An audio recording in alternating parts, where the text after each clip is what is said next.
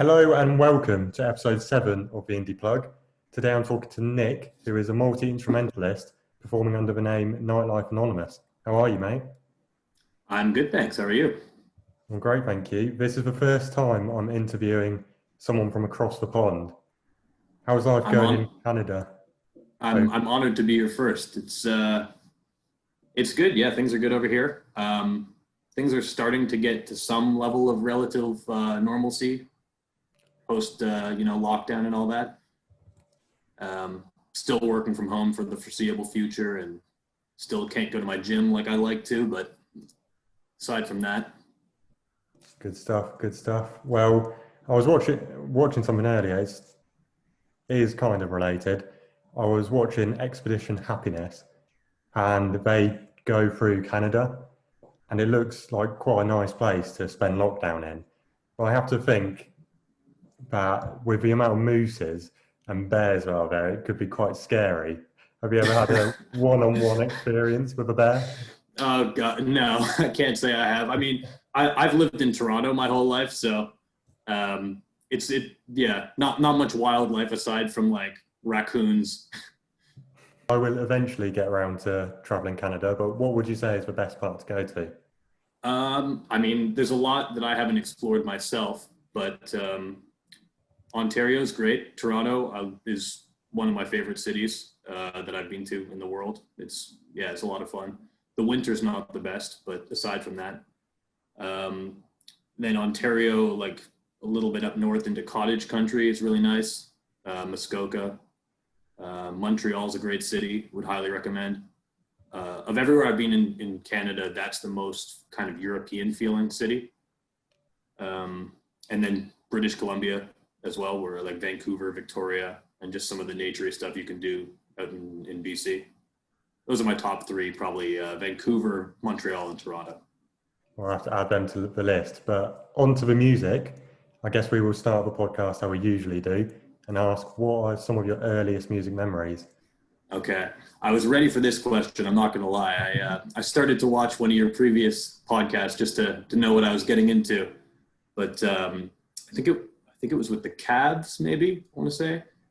And I got as far as this question, and then I was like, you know what? I'm just going to go in blind. It'll be more of a genuine conversation as opposed to me just kind of reciting stuff that I've had time to think about. But with this one, I actually had some time to think about it. So um, I guess there's the perspective of like just first concert experiences that were kind of impactful on me. But I also tried to think of like what legitimately was the very first musical memory I can think of.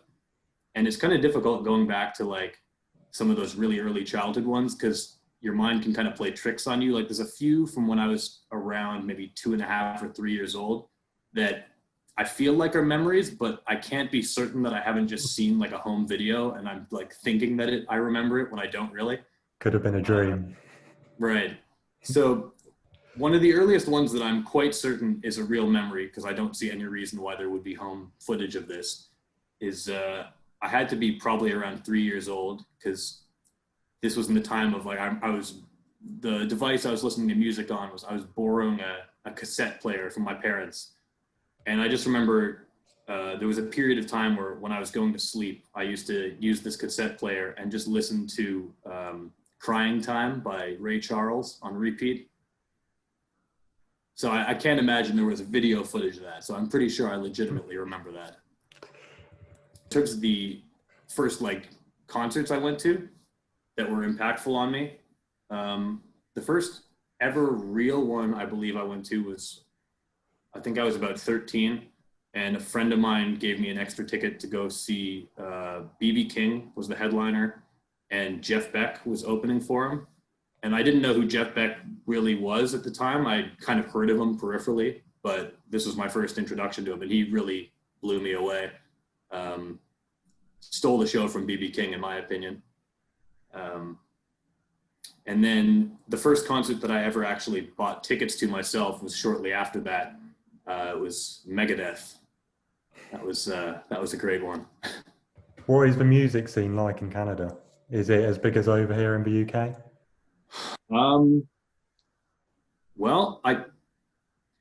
I don't really know a whole lot about the music scene in the UK, if I'm being honest, because I've never actually been to the UK. I was supposed to go there for the first time this past July. A friend of mine is living there he was living in Oxfordshire. I'm not sure if he's still living there, but he was getting married in Yorkshire. And so I was supposed to be going there. And then obviously Corona put an end to that. So that's been postponed till next year. But yeah, the music scene in Canada, I can really only speak to Toronto because that's the only city in Canada I've lived in. And it's pretty bustling. It's pretty good. There's a lot of small to medium-sized venues for up-and-coming bands in downtown Toronto. In terms of the genre of music that I'm playing currently, I don't know many similar bands in Toronto, to be honest. But music scene in general, it's quite good. I would say it's probably the best place to be in Canada as a band. Maybe second, maybe Montreal would be up there too. But Well, over here in the UK it is a very good music scene because you've got like Manchester, Birmingham, London, even Scotland, Glasgow, producing loads of brilliant talent. right, yeah. And I feel like the music over here in this kind of genre, whether it be psychedelic rock or any kind of rock, I feel like it goes hand in hand with football, and football is massive as well. And I feel Okay. like a lot of football hooligans do like this music taste as well. So there's a lot of mosh pits, lots of flares and all that. So yeah, and I am from Oxfordshire, so that was quite Oh, interesting to hear. okay, cool.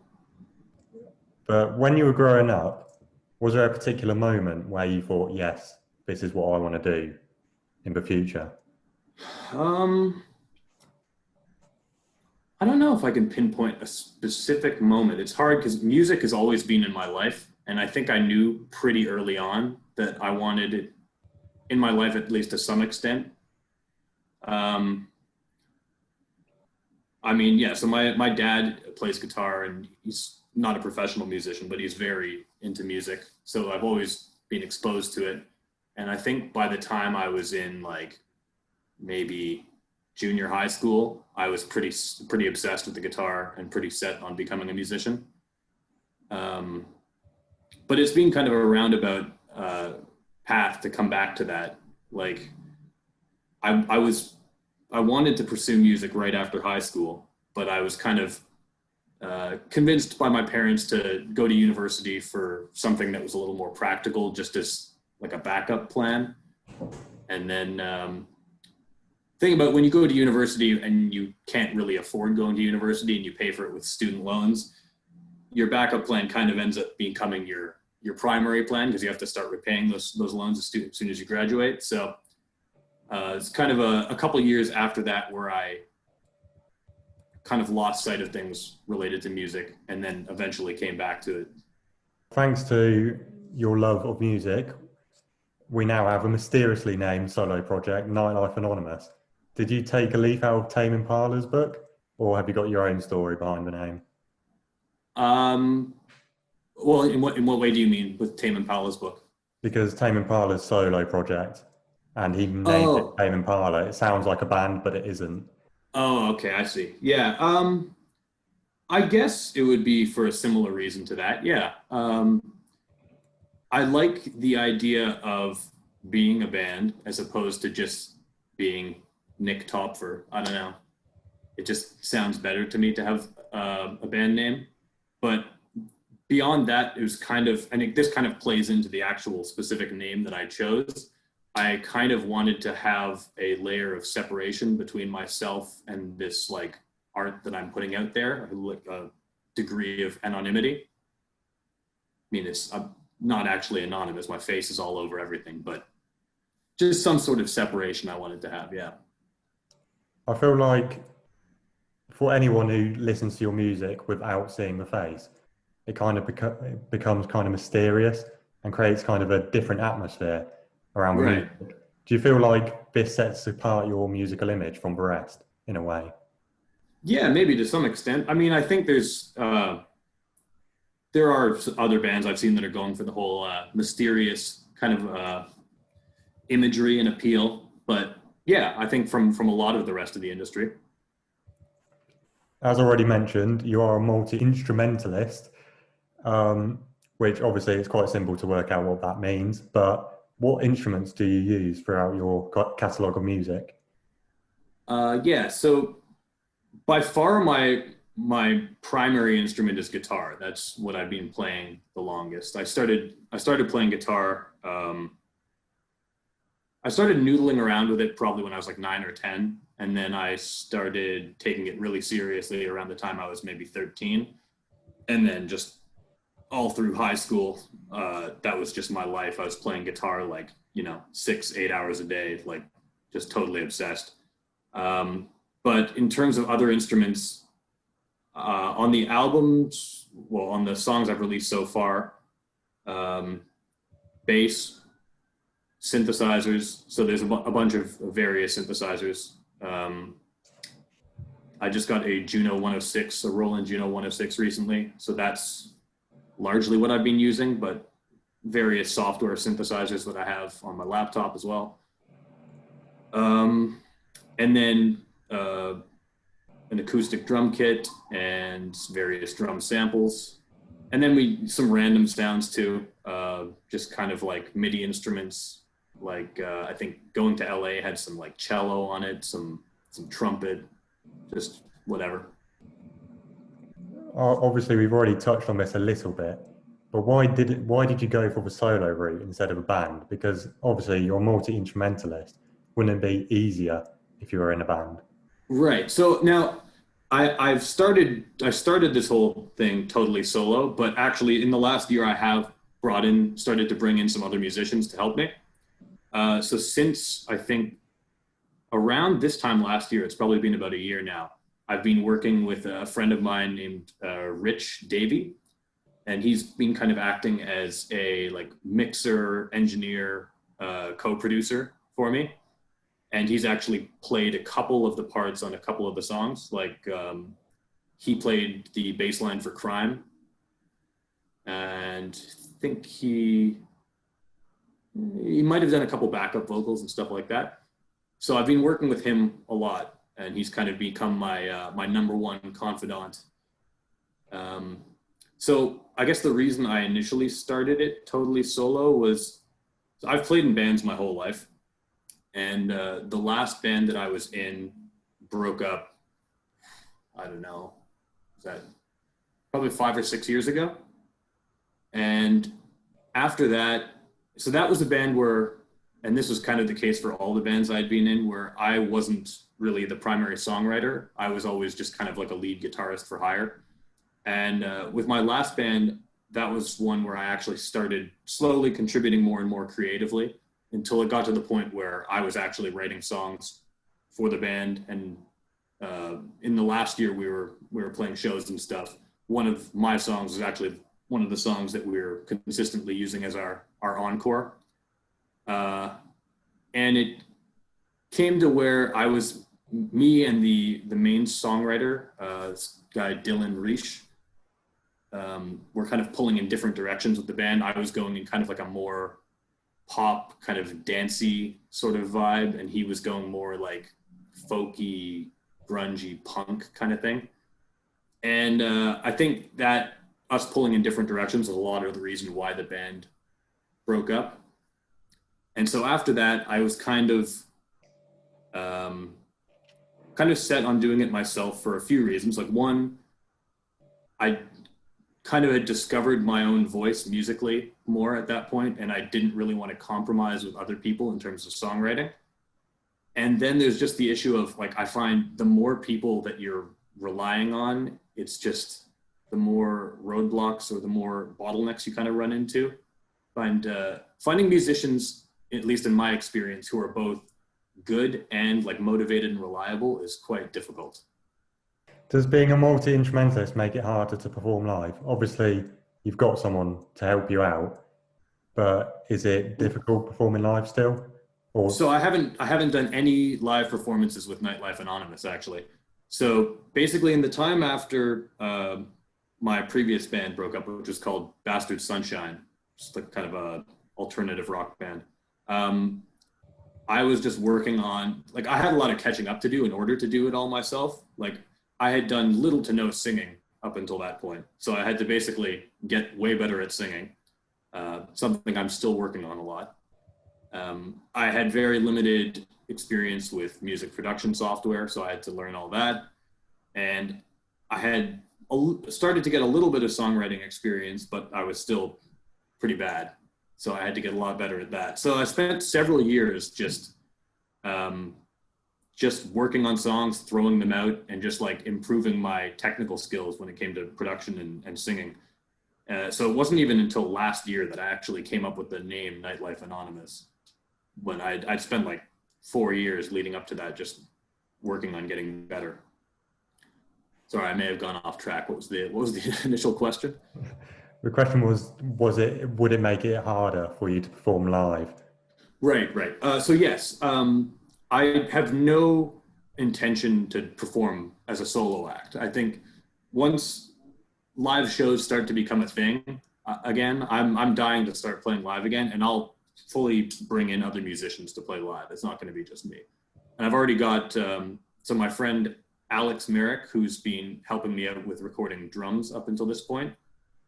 He's probably going to serve as the drummer when we start playing live. And I have a bass player who I've just been in contact with, who I've played in bands previously with, and he just moved back to Toronto.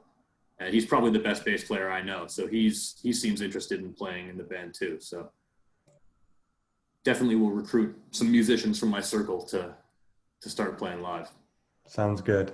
When you produce your music, do you have a personal purpose or a goal whenever you sit down and try and create something? In terms of just like when I'm writing a new song? Yeah, any like personal, okay, I want to make this really Um, meaningful, or is, you know, yeah, yeah, but I try not to think too much about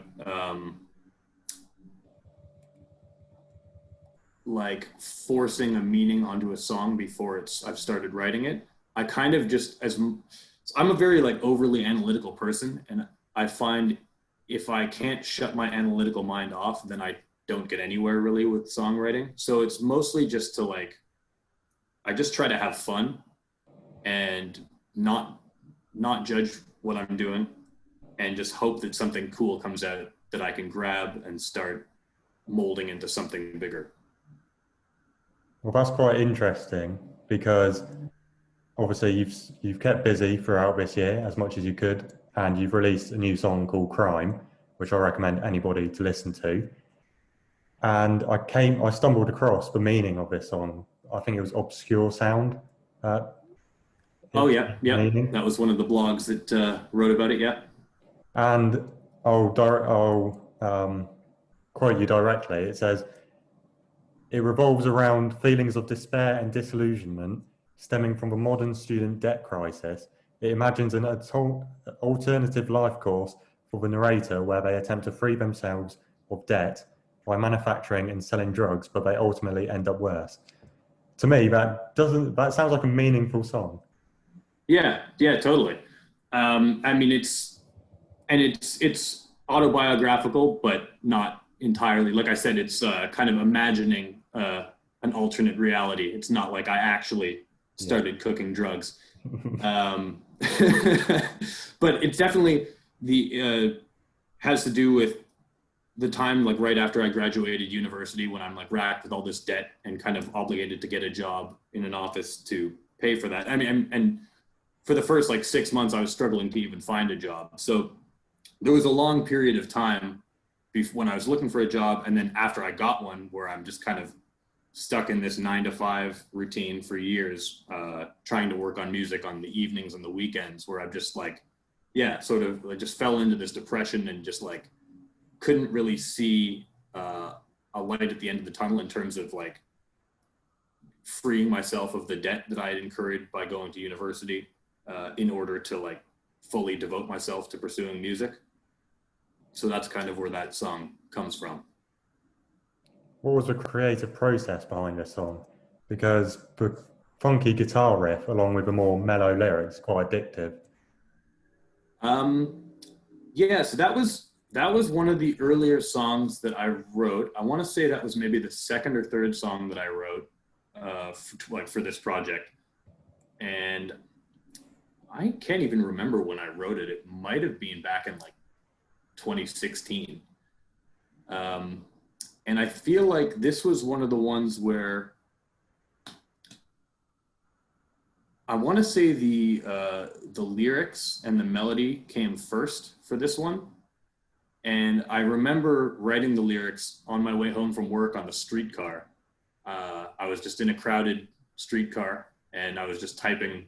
This is one of the rare occasions where the lyrics came quite fast in a rush. And I was just like typing them into the notes in my phone. And then I got home and I started playing around with them and the kind of melody I had in mind. And that guitar riff kind of came while I was playing with that. And then, so the verses and the chorus all came in that one burst quite quickly. And it just kind of sat there for a while. And slowly, I just started kind of piecing together what kind of arrangement I thought would fit it. And I knew that I wanted it to be bass driven, some sort of funky bass line. And so that the bass went through several iterations from that point. And then, yeah, that was basically the song, and just sat there for a while before I actually recorded it, earlier this year.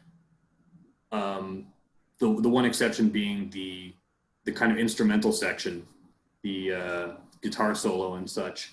That came just a couple months ago when I was working through the arrangement in the pre-production phases of the recording process. I was just at my rehearsal space by myself, and all of that came out, so I added that in. I have to say that Crime is my personal favourite from your songs released so far. You do have two other songs that need to be mentioned, and they are Going to LA and Smoke. They don't come across as meaningful as Crime, but is there a hidden meaning we should know about? Not as much. I guess, so Going to LA is kind of the outlier with all of the songs that I've got already written, ready to record for this album. Because it was the first song that I wrote that I decided to keep for this project. It fits the least with the rest of the songs, I think. It's just kind of a straight up pop song, really. And in terms of the lyrical content, it's like, I guess when I was a kid, I used to always say when I grew up, I was going to move to LA. And it's basically just it's not really about LA, the actual place. It's kind of about LA, like this idea of LA that people have that haven't actually been there. And it's supposed to be kind of fun from the point of view of like a young, naive kid who doesn't actually know anything about LA, but imagines you need to go there in order to be successful in music. So that's where that comes from. And then Smoke was actually probably the second song that I wrote for this. And that was one of another nice songwriting experience where it came very quickly and the words and melody came at the same time. So I remember the specific day that I wrote that song. There's for a long time, there was kind of a Sunday routine that I had where I would get up in the morning, I'd go to my favorite coffee shop, get a coffee, and then I just kind of wander through the park listening to music, drink the coffee, come home, and then try to write something. And so that specific day, I decided I was going to lock myself in my studio and just write an entire song, words, melody, arrangement, everything, and not leave until I had written something. And fortunately, that came out quite quickly. And I did the whole song in a span of maybe 6 hours or so. And I guess in terms of the lyrical content, that was about, well, I mean, it's really like a kind of a druggy song. It's meant to be about a psychedelic experience with a drug called DMT. You're obviously a very talented musician with the ability to write songs, sing them, and also figure out which instruments fit in with it. And it obviously wasn't easy to get to that point. I can just about play the tambourine and triangle myself. What would be your top tip for people who are looking to play an instrument or even get to a point where you are and produce your own music? Sure. Well, it certainly wasn't easy, and it wasn't. And I mean, I'm definitely still not where I want to be after a lifetime of working on music. So my advice would be to um, have fun and try not to be overly critical of yourself, which I have a real problem with. I'm my own worst critic for sure. But you can drive yourself crazy thinking you're never you're never as good as you want to be. But basically, just enjoy yourself, learn other people's songs, learn in terms of production and songwriting, learn kind of take apart their songs and learn what makes them tick and what maybe makes you like them about the arrangement and the way the vocal melodies go with the chords and such. And then in terms of from like a technicality standpoint of playing instruments, just the internet is an amazing resource. Like that's when I was first learning guitar, I kind of had the internet, but not to the same extent now. Like now you can literally anything you want to play, there's a tutorial on YouTube for. So it's just play consistently, but also use all the tools available to learn the most efficient way to maybe go about it as well. Have fun and try not to judge yourself too much. So what is the hardest part of music production? Oh, I mean, I think that's going to vary from person to person. For me, the hardest, well, there's a bunch. First of all, just drums are particularly challenging for me. That's because drums are the instrument I've spent the least time on. They're definitely my weakest, and that's why I've had outside help from my friend Alex with recording drum parts. I've been fortunate enough to get a rehearsal space that I'm renting with 3 guys set up literally a week before this coronavirus lockdown started, and where we have an acoustic drum kit. So I've been practicing drums like crazy. So I'm improving, and hopefully I'll get to the point where I can record all the drums myself as well. So drums have been particularly challenging, just because, like I said, it's what I have the least experience with. Vocals. Recording vocals is tough. Just learning how to choose the mic, the best mic for your vocals, learning about using EQ and compression software properly to actually complement your voice. And then just getting good enough at singing so that it sounds okay. Those 2 things are what I've spent the most time improving on and working on just since I started recording. And I guess because that was what I needed the most work on. Then beyond that, I think the most difficult part of recording for me is probably the mental side of it, where especially with these songs, because I wrote them several years ago, I've been sitting with them for so long that once I get generally the production process of a song takes a couple months. I'm trying to streamline that as much as I can to make it faster. But so far it's been taking a couple months.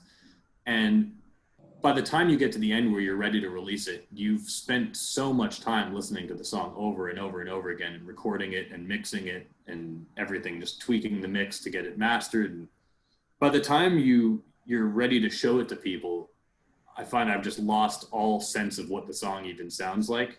And I get really in my head about it. Like, I'm always the most enthusiastic about a song when I first write it and first start to record it. And then by the time I'm ready to put it out, I feel like, I don't even know if this is good. Like, yeah.